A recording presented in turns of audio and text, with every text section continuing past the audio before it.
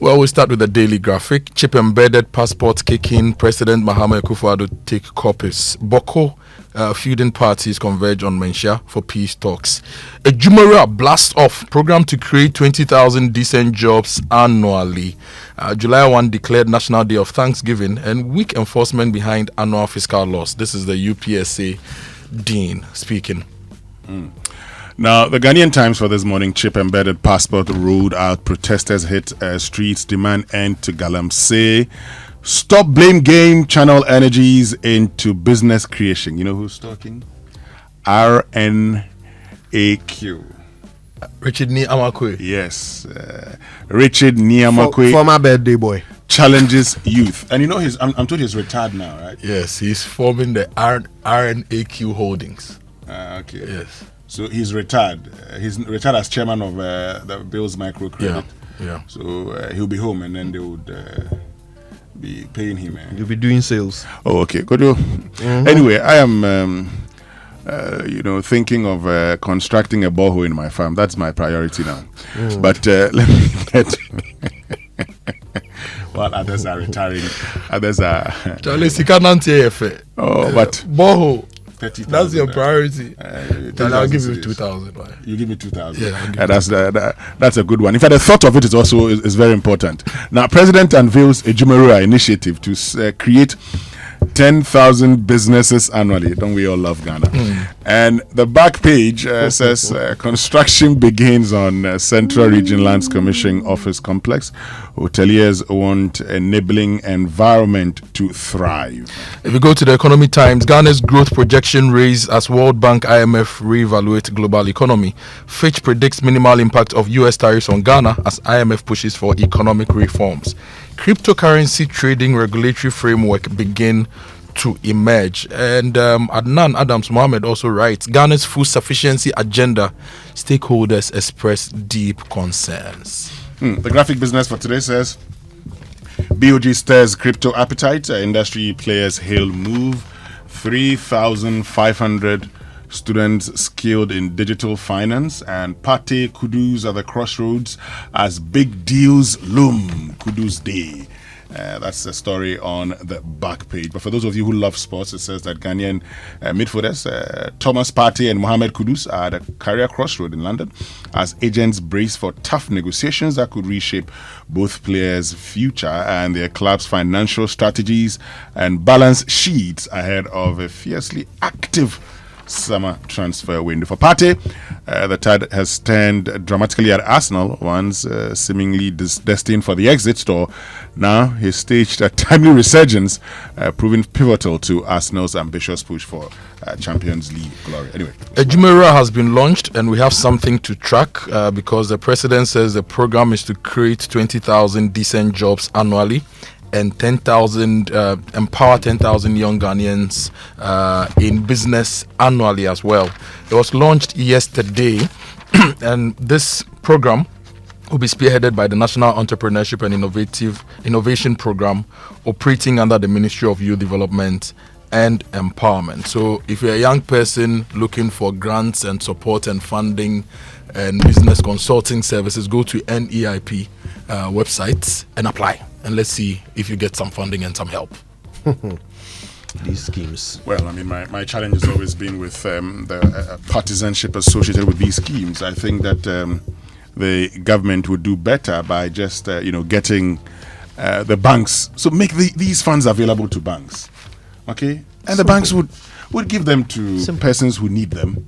At least. And the banks would put something small on it. And at the end of the day, they would, give them funds back to other people who need it. Just give them, say, if you want, say, 100 million.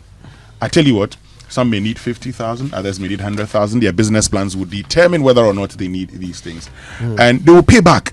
Once they pay back, that becomes a revolving fund for the creation or the setting up of businesses in this country. This whole everyday NEIP, Maslow, partisan schemes that end up in some corrupt practices here and there. Oh my God. The number one reason why it's a good idea to work with the banks is because at least the banks have a functioning debt recovery department. Yeah.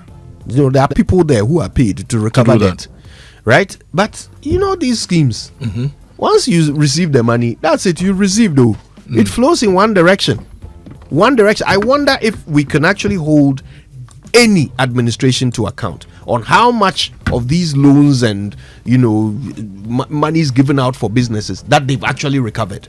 Can we hold them to? Do we hold them to account? What does the Auditor General even say about these operations? Now, Winston, you know about the financial sector very well. Banks keep some reserve funds with the Bank of Ghana, right? Yes. What percentage of their capital is kept with the BOG as reserve? I think it used to be 10. Okay. But that has been, at some point it was reduced at 10 pesos. So for every CD, 10 pesos of Do these funds attract any form of interest for the banks when they leave it with the BOG? I think the answer is no. Yeah. Now, is it possible that instead of leaving 10%, let's assume it's 10%, they would rather be giving, say, 50% of that reserve funds back to them? And as a policy, we say these funds that is being reassigned to you, lend it to businesses at, say, 5%. Because if you leave it with a BOG, you are not earning any interest, right? So can that money be given or reassigned to the banks again? And as a policy, we tell them, lend to these category of SMEs at 5%. Is it possible, Winston? Well, we need to look at it again. Okay. We need to look at it again. Apparently, it's 25%. 25% of their capital given to the BOG, and it sits down, right? Not attracting any interest. Let's make it 20, and that 5%. Let's pilot by lending that to SMEs, especially in agri and manufacturing. Okay, and see how that will turn around the economy. Yeah, there's a suggestion. Okay, then. So. Well, let's get into other stories. Are you done with the daily graphic?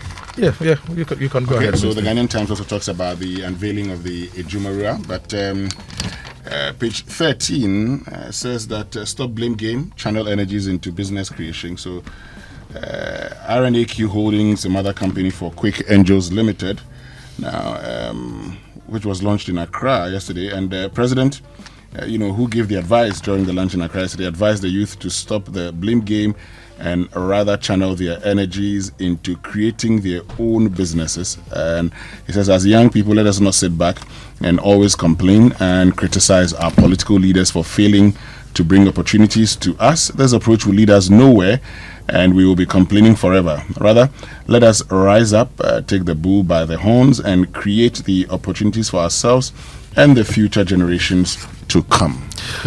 We have chip-embedded passports. It was launched yesterday, and the Ministry of Foreign Affairs has commenced the rollout of chip-embedded passports. We are told it's in compliance with International Civil Aviation Organization's requirements to meet international standards. And the new passport is expected to replace the old one, which will be completely phased out by the end of 2030. And we are told that this passport is part of comprehensive reforms championed by the ministry, including e-tracking service of passport, the 24-hour operation of passport service, passport delivery service, reduction of passport application fees by 30%, so from 500 Ghana cedis to 350 Ghana cedis. My whole life, I've never used a passport till its expiry date. I always end up having to go and upgrade it to some newfangled technology just to stay, abreast. Yeah.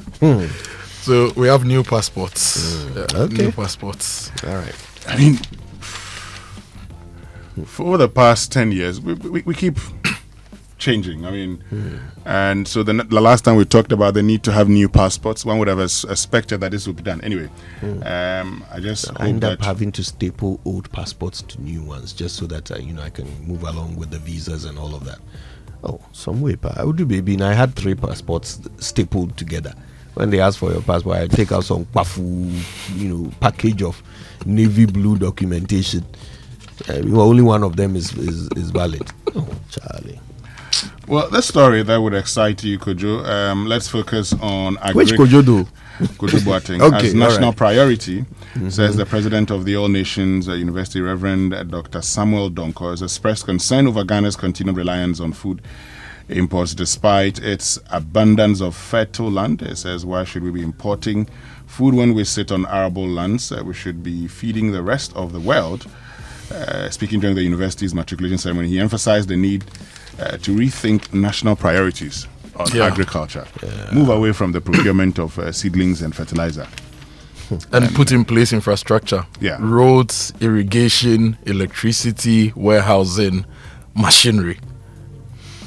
I listened to our guests yesterday, your conversation about agriculture. I couldn't help thinking, you know what? We are still grappling with medieval Stone Age problems. In other parts of the world, they are planning missions to Mars where they will sustain their entire 7-10 year journey with agriculture. People who are not trained farmers will be trained to farm on space shuttles, not even on this free fertile earth that we have, but on space shuttles in some artificial conditions for years on end, enough to feed themselves for a journey that might take decades. You understand? They've already solved that problem, and we are still weeding with hoe and cutlass, On the free fertile earth. and we are still getting it wrong. But where is the free fertile earth again? That's even the Your problem most one. productive- That is even problem one. Yeah, some of your most productive areas. In fact, for the past 20, 30, 40 years, Western region has been your bread basket. You are destroying all the water bodies. So how the do you, free how fer- do you then have free The free fertile fertile earth? earth crab pole is not there. BA used to be the bread basket before it moved to Western. Now, because of climate change, heat, climate variabilities, it hardly rains. I mean, these are silly problems to have. But you still have the water lake, though. So you still have some free fertile Oh, my earth guy. and a lot of My guy, water. don't even draw attention to it for them to go and target it next. No, I'm just saying we should pump it for irrigation. Not Pump to, the to- Volta to- for irrigation. Yes, Is there not- enough in the Volta to irrigate the whole The nation? amount of water that flows through the Volta and on the surface of the country, if we are pumping it to the whole of West Africa, will supply us for agric, domestic, and industrial use and can meet the needs of West Africa.